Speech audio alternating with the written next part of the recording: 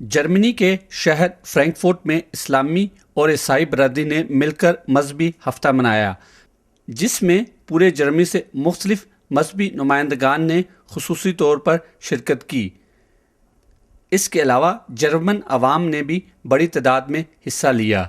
इस पूरे हफ्ता में चर्च और मसाजिद में मजहबी सवालों जवाब की नशिस्तें मुनक्कद की गई, जिसका मकसद दुनिया में दरपेश मसाइल पर अपने ख्यालात का इज़हार करना था और इस्लाम ईसाईयत में भाईचारा पैदा करना है।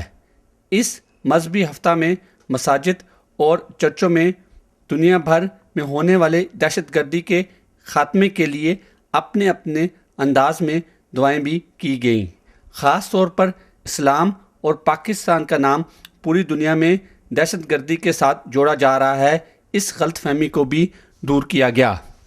इस्लाम की तरफ से नुमाइंदगी मनाजुल कुरान जर्मनी ने की और मुख्तलिफ इस्लामी और ईसाई तंजीमों ने भरपूर ताउन किया।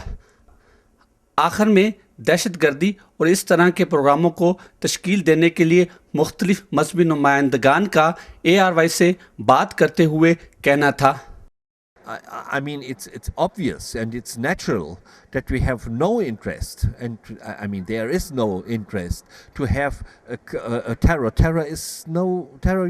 Is no solution for nothing. Yeah, it's no solution for no for no problem that we have in our world. Yeah. ये जो दहशतगर्दी के ख़िलाफ़ आपस में भाईचारे का जो वीक हम फ्रैंकफर्ट के अंदर मनाते हैं, ये चौथी बार मनाया गया है और इस का मकसद ही एक्चुअली जो है वो यही है कि दुनिया में अमन का पैगाम पहुंचाना। I think praying is important, but we also need to stand together in society against terror and prejudice and violence that is committed in the name of our faith. We have to do something also. इस हफ्ता में हसाइयों और मुसलमानों ने मिलकर दुनिया में दहशतगर्दी ख़त्म करने के लिए दुआएं की। कैमरामैन अलेक्जेंडर शीला के साथ ARY न्यूज़ के लिए शम्सुल हक कुदूस, फ्रैंकफर्ट, जर्मनी।